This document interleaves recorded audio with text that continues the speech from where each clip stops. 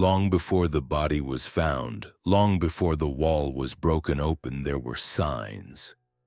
Small ones. Quiet ones. The kind that neighbors notice but never speak about.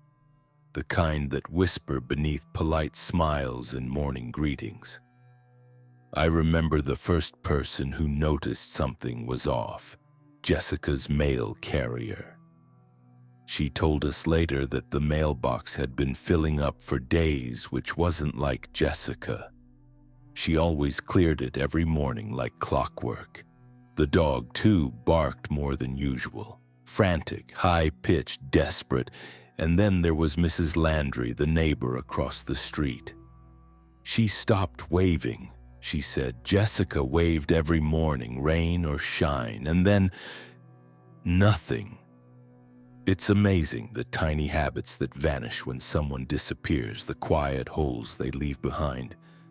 But Evan, he was a different story. After the incident, while Jessica lay hidden behind that false wall, Evan tried to act normal. Tried being the operative word. He still went for his morning runs, still picked up coffee at the same corner shop, still posted the occasional photo of his breakfast or an old vacation throwback. But beneath the surface, the seams were tearing. He didn't return calls, dodged invitations, skipped a client presentation he was supposed to lead.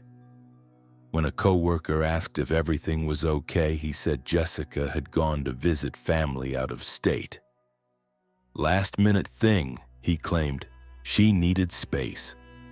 It wasn't just a lie, it was a performance, a man playing the role of a man whose life hadn't collapsed. But the thing about pretending is, it wears you down. Slowly, invisibly. Until one day your mask doesn't quite fit the way it used to. I pieced together his movements during those days through surveillance footage, receipts, and testimony. 3 days after the murder, he visited a hardware store and bought more lumber, insulation, and screws, the final touches for the false wall. He watched YouTube tutorials on hidden room design, downloaded blueprint software, spent hours refining the dimensions. It wasn't a moment of panic, it was a plan, and it consumed him. The psychological profile we built suggested obsessive-compulsive tendencies intensified by guilt. Evan couldn't stand disorder, neither in his environment nor in his narrative. He needed the house to look perfect, his schedule to stay the same, his story to hold up under scrutiny. But perfection leaves trails, receipts, browser histories, stray fingerprints. His biggest mistake? Over-cleaning. The bleach seeped into the wooden floorboards, left discoloration, and the rug he removed? Found days later in a dumpster a mile from his home, rolled and stained faintly at the edges. And then there was the smell. Even the cleanest cover-up can't mask the truth forever. Neighbors began noticing it. A sickly chemical odor that clung to the backyard and the basement vents. He said it was mold, one neighbor recalled, but mold doesn't smell like bleach and fear. Meanwhile, Jessica's sister had grown frantic. She hadn't heard from Jessica in over a week, unusual for them. When she called Evan, he sounded off, cold, mechanical, no emotion. "I just need time," he told her. "We need space."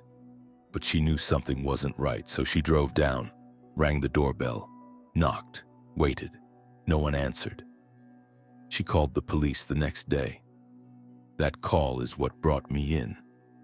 I often wonder what Evan thought during those days. Did he believe he'd gotten away with it? Did he convince himself it was an accident, that he was the real victim? Did he lay awake at night listening to the silence pressing in from the basement below? We found a journal on his laptop, unsent notes, messy thoughts typed at odd hours. I didn't want this, I wanted silence, peace, but now I hear her even when I close my eyes. I didn't kill her, she slipped. That's the truth, isn't it? They'll never understand, they'll never see the whole picture. I built the wall to separate the noise, but it's still here, in me. Delusion? Guilt? Some mixture of both? Whatever it was eating him alive. I spoke to Mrs. Landry again shortly before the arrest. She told me she saw Evan late one night, standing barefoot on the porch, staring into the dark, just standing, not moving, not blinking. I thought he was sleepwalking, she said, or praying. Maybe he was both. The night before we broke open the wall, Evan left his house for the last time. Surveillance caught him driving aimlessly through the city. He stopped at a gas station but didn't get gas. Parked near a river but never got out of the car. Sat there for hours, then returned to his motel. He didn't run. He didn't confess, he just waited. Like a man sitting in the eye of his own storm, hoping it would pass. But storms don't pass, not when you're the one who caused them. Murder rarely happens in the dark. It thrives in routine, in silence, in familiarity. It wraps itself in the ordinary until no one questions it, until it's too late. When we first knocked on the Boyd residence, we didn't know what we were stepping into. There was no blood, no broken furniture, no signs of a struggle. Just a house too clean, a husband too calm, and a silence too loud. But the silence didn't stay silent for long. After Jessica's sister called us, we started pulling at the threads. The first thread, Evan's alibi. He claimed Jessica had left to visit family in Washington. No bus tickets, no flight records, no credit card use. Her phone went dark 2 hours after its last ping near the house. Her car remained in the garage untouched. The story didn't hold. We spoke to her co-workers. Jessica hadn't requested time off. She'd missed 2 important meetings. Her supervisor said it was completely out of character. Then came the bank statements. Jessica hadn't accessed her account in days, no withdrawals, no purchases. She vanished, digitally, physically, completely. And yet Evan hadn't reported her missing. That told us more than any confession could. Suspicion grew like mold, slow, spreading, difficult to ignore. Neighbors began talking. One said they'd heard shouting the night before Jessica left. Another remembered seeing Evan dragging something heavy into the garage. Most weren't sure what they saw. Some didn't want to believe it. But when one person speaks up, others follow. We canvassed the neighborhood again. This time, people opened up. I saw him carrying bags of something out to his car late at night. He power washed the driveway twice in the same week. That's not normal. He stopped walking the dog. That poor animal cried all day. It wasn't just what they saw. It was what they felt. Something was wrong, and Evan's calm was starting to look more like concealment. Internally, we started a soft investigation. No formal charges, just surveillance, observation. We monitored his calls, tracked his purchases. Every detail mattered. And slowly inconsistencies emerged. He told a friend Jessica had gone to visit her sister. He told a neighbor she was at a retreat. He told a co-worker she was dealing with a health issue. 3 stories. One man. The mask was slipping. I remember reviewing a security tape from a nearby gas station. Evan stood at the counter buying nothing but gum. But he lingered, stared at the wall, clenched his jaw, a man out of place in his own skin. Surveillance footage at home showed him pacing at odd hours, standing at the back door, opening the fridge and staring inside, then closing it without touching anything. Haunted, not by ghosts, but by choices. Meanwhile, the evidence mounted. The receipt for bleach, rope, gloves, the rug dumped off-site, Jessica's notes, the sound recordings. It was all circumstantial until we found the blueprint, then the wall, then Jessica. The transformation was sudden, from missing person to homicide victim, from husband to suspect. The pressure cooker burst open. I visited the house again, alone this time. The backyard felt colder, the trees taller. The whole property breathed differently. Not like a home, but like a wound. I stood beneath the basement window listening, not for ghosts, but for echoes, for the past, for what she might have said had someone listened sooner. It reminded me why I do this job, not for the closure, not for the press, but for the voices buried under the noise. At the precinct, the pieces came together. We set up a board. Timeline, photos, evidence tags, interviews, Evan Boyd at the center. I'd done this before, seen men wrap their lives around a lie so tight they couldn't breathe. Seen them unravel thread by thread. But this felt different, not because of the crime, because of Jessica. She had tried to tell someone, in messages, in notes, in behavior. She'd waved from her porch, smiled at her neighbors, left trails like breadcrumbs. She was trying to be seen before she disappeared, and somehow no one really looked until it was too late. We brought Evan in again, this time with an attorney. He sat across from me, suit wrinkled, hair unkempt, hands shaking slightly. His lawyer spoke first, of course. Claimed Evan was cooperating fully, that he was traumatized by his wife's disappearance, that grief manifests in many ways. I let them talk. Then I played the knocking sound, then Jessica's voicemail. Then I laid out the blueprint. "You designed the wall," I said. "You built it, you sealed it." "I didn't know she was still alive," Evan said softly. "You sedated her," I replied. "She knocked, she screamed, she begged." "No," he whispered. "You chose silence, Evan. Now it's your turn to listen." He didn't respond, just lowered his head. For the first time, he didn't have an answer. The arrest came swiftly. Charges: first-degree murder, false imprisonment, obstruction of justice, abuse of a corpse. The community reacted with shock, disbelief, and finally, rage. Vigils were held, posters printed. Jessica became a symbol. A reminder that evil doesn't always come with a growl. It often comes with a smile and behind closed doors. As we processed the arrest, I closed the file on my desk. Not because it was done, but because the rest was in the hands of the court now. What stayed with me was the house. Still, silent. And the whispers I didn't hear soon enough. The courthouse steps were lined with cameras, microphones, and eager reporters. They came in flocks. True crime podcasters, national news anchors, amateur bloggers with smartphones. All of them drawn by the name Evan Boyd.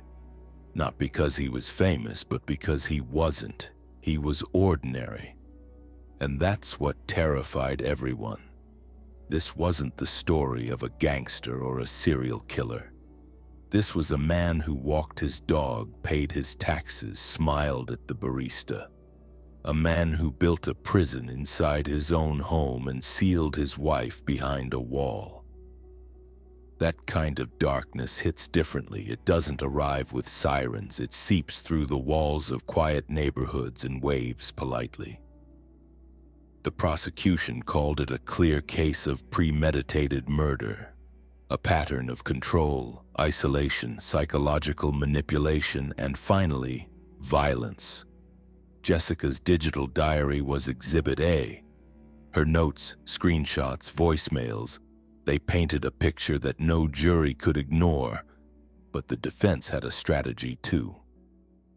They framed Evan as a man under stress, Overworked, emotionally unstable, a man who snapped, not out of malice but exhaustion. They tried to make Jessica's death look like an accident, a tragic fall, a domestic dispute that spiraled out of control.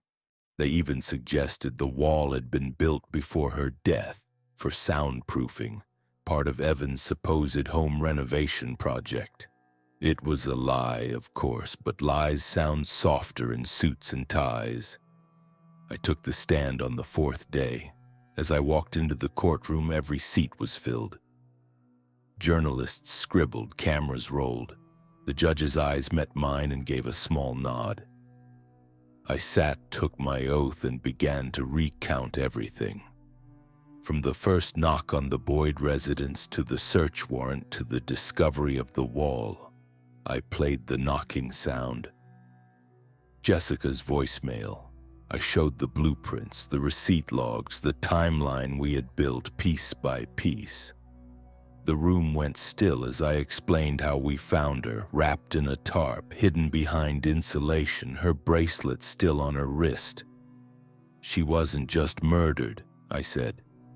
She was erased, covered up, buried while the world kept spinning.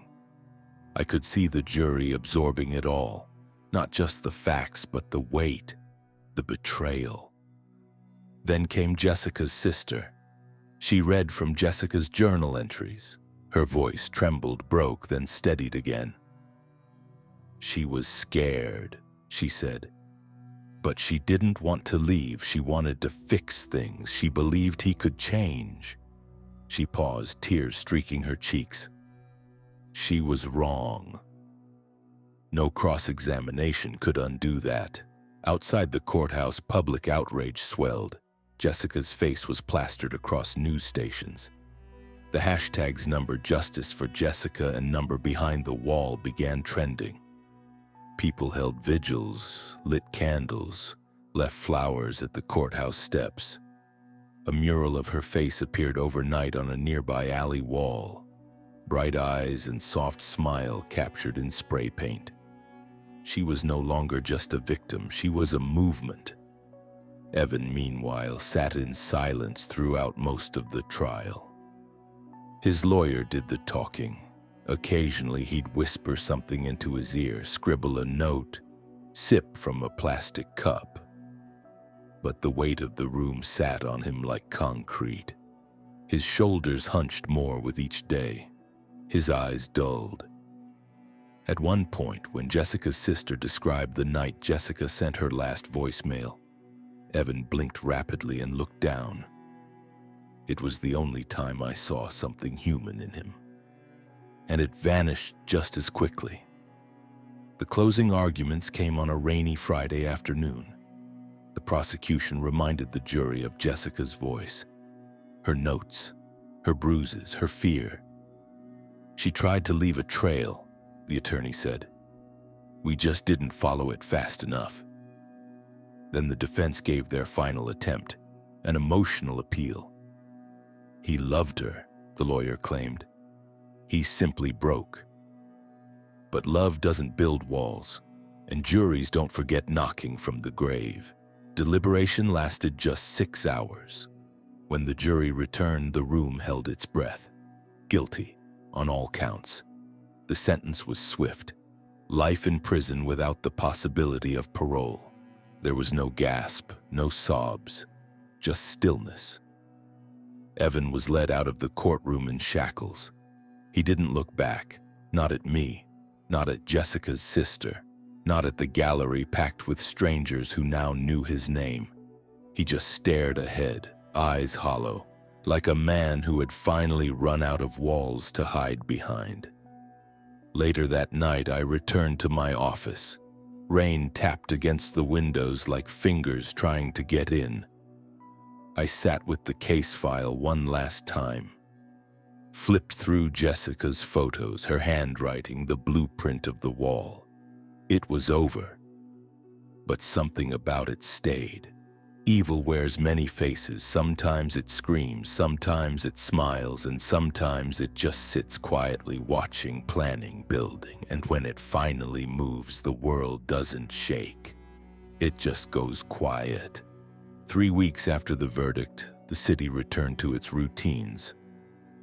Traffic crawled, cafes buzzed, and neighbors trimmed their lawns as if the trial of Evan Boyd hadn't been the epicenter of national attention just days before. But the truth is, things never really go back to normal.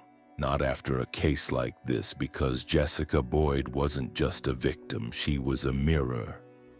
One that made people look inward at the lives they thought were safe.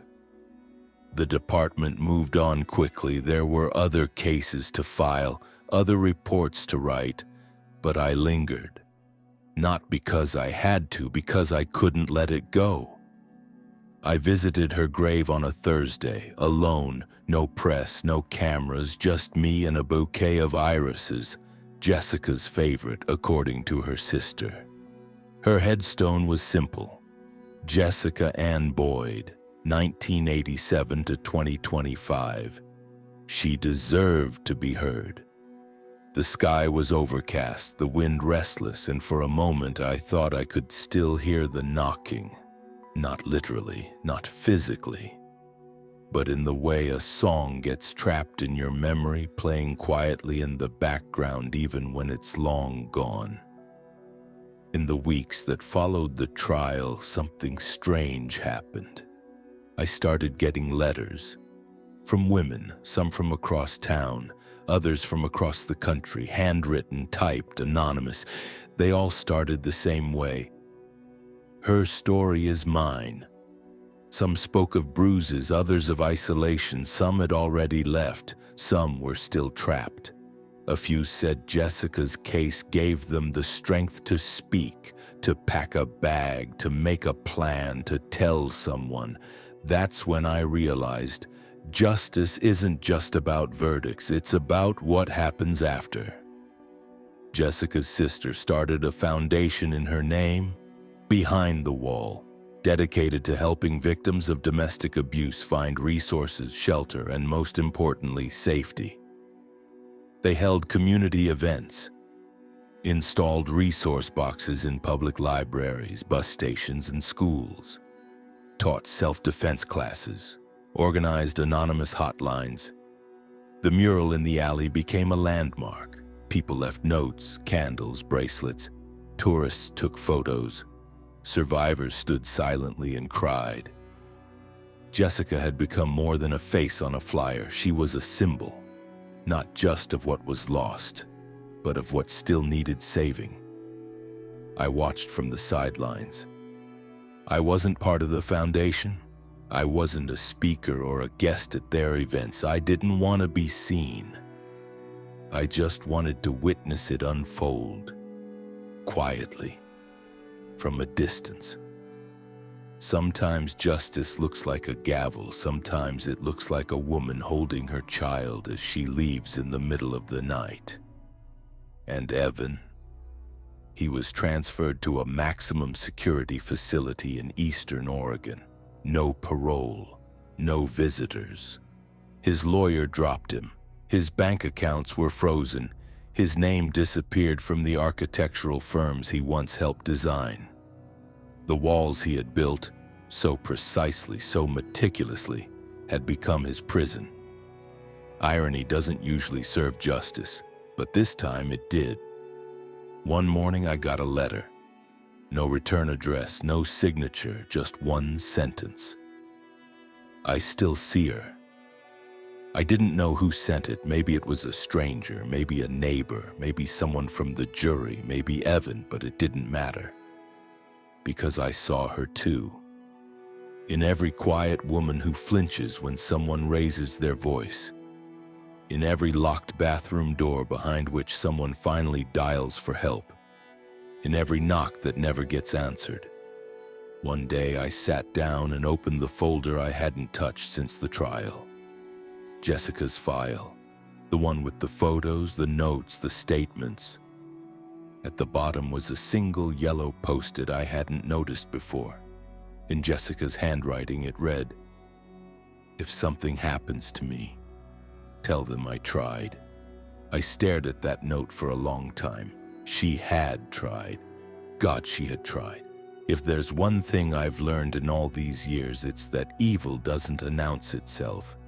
It creeps in, slowly. It wears down the soul. It rewrites the rules of love until control starts to feel like care, until fear feels like routine, until silence feels like survival. Jessica's silence became her prison, but her voice, her notes, her warnings, her knocks, they broke through. She didn't go unheard, not in the end. The night before the anniversary of her death, I returned to the Boyd house. It was up for sale now. The sign out front was weather-worn, the paint on the porch chipped. But something else had changed. There was a small plaque nailed beside the door. In memory of Jessica Boyd, her voice is louder than silence. I stood there a while. No one came, no cars passed. Just the trees rustling and the soft creak of the old porch. I knocked on the door once, out of habit, out of respect, out of grief. No one answered. But that wasn't the point. The point was, someone had finally knocked back.